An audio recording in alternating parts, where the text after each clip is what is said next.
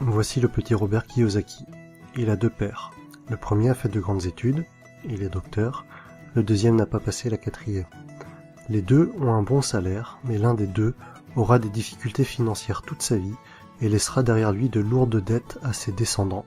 L'autre va devenir l'un des hommes les plus riches d'Hawaï et laissera un héritage de plusieurs dizaines de millions de dollars à sa famille. Dans ce livre, Kiyosaki va nous exposer les différents points de vue de ses 2 pères. Tous les deux sont d'accord sur le fait que l'éducation joue un rôle primordial dans la vie. L'un est persuadé que les grandes études sont incontournables, l'autre pense que devenir financièrement intelligent va permettre au petit Kiyosaki de devenir riche.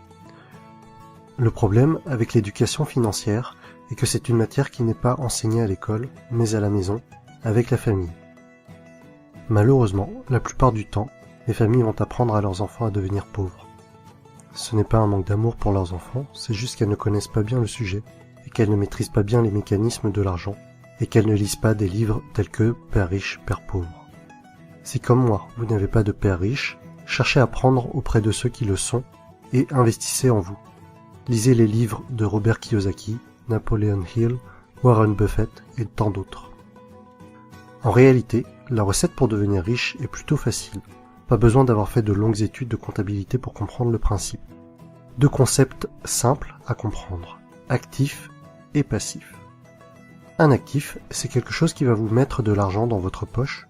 Un passif, c'est quelque chose qui va, au contraire, vous enlever de l'argent de votre poche. En analysant un peu, tout peut être un actif ou un passif. Si vous achetez une voiture, la plupart du temps, il va s'agir d'un passif. Vous allez perdre de l'argent avec, sa valeur va se déprécier. Mais si vous êtes un chauffeur de taxi, si vous êtes commercial, et que votre voiture améliore votre image et qu'elle facilite certaines de vos affaires, alors votre voiture pourra devenir un actif. Si vous possédez une maison, et que, avec les factures, les différentes taxes et travaux, cela vous fait perdre de l'argent, alors il s'agit d'un passif. En revanche, si vous louez votre maison et que cela vous fait gagner de l'argent, c'est un actif. Voici un schéma assez classique pour représenter les pauvres, classe moyenne et riches. Les pauvres vont seulement dépenser leur argent. On ne distinguera ni de passif ni d'actif, mais seulement des achats quotidiens pour vivre. Les classes moyennes vont également avoir des dépenses, peut-être un peu plus importantes que les pauvres. En plus de cela, elles vont acheter des choses qui vont leur permettre de paraître riches, mais en réalité, elles achètent des passifs, maison, voiture.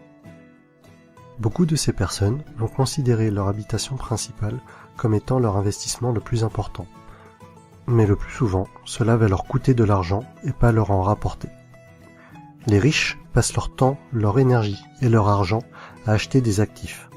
Plus ces actifs vont rapporter, plus ils vont acheter d'actifs. Et par effet boule de neige, les riches deviendront de plus en plus riches. Les pauvres et les classes moyennes n'évolueront pas ou peu. En fait, l'argent que vous gagnez au départ n'a pas beaucoup d'importance. Vous pouvez très bien gagner 10 000 € par mois et tout dépenser dans des futilités en menant un grand train de vie, grande maison, belle voiture, fêtes, alcool, et au final, il ne vous reste plus rien. À l'inverse, vous pouvez ne gagner que 1 500 € par mois aujourd'hui et réinvestir tout l'argent qui vous reste dans des actifs et devenir de plus en plus riche au fil du temps, jusqu'à peut-être même atteindre la liberté financière et ne plus avoir besoin de travailler. Voici quelques exemples d'actifs. L'immobilier, la bourse, un business ou quelque chose que vous avez créé, un livre que vous avez écrit, des tableaux que vous allez vendre. Alors oui, dans la tête de nombreuses personnes, investir dans l'immobilier, dans un business, acheter des actions, c'est parfois risqué et vous pouvez perdre de l'argent. Par contre, ces personnes-là ne sont pas contre acheter une deuxième télévision à écran plat qui dans 2 ou 3 ans ne vaudra plus rien. Personnellement, je préfère perdre de l'argent en ayant essayé d'investir dans quelque chose qui peut potentiellement me rapporter de l'argent, plutôt que d'acheter une deuxième télé dont je n'ai pas l'utilité. Et au final, même si j'ai perdu de l'argent en ayant essayé d'acheter ou de produire un actif, les leçons reçues de mes échecs seront infiniment plus enrichissantes que de passer 3 heures par jour devant des programmes télé sans intérêt. En résumé, si vous voulez devenir riche, soyez financièrement intelligent, apprenez auprès des personnes qui sont devenues riches, apprenez à limiter vos dépenses, concentrez-vous sur les actifs, limitez les passifs. Et voilà mon résumé du livre Père riche, Père pauvre de Robert Kiyosaki. Si vous avez apprécié la vidéo, mettez-moi un pouce bleu en bas à droite. Et pour suivre mon actualité, abonnez-vous.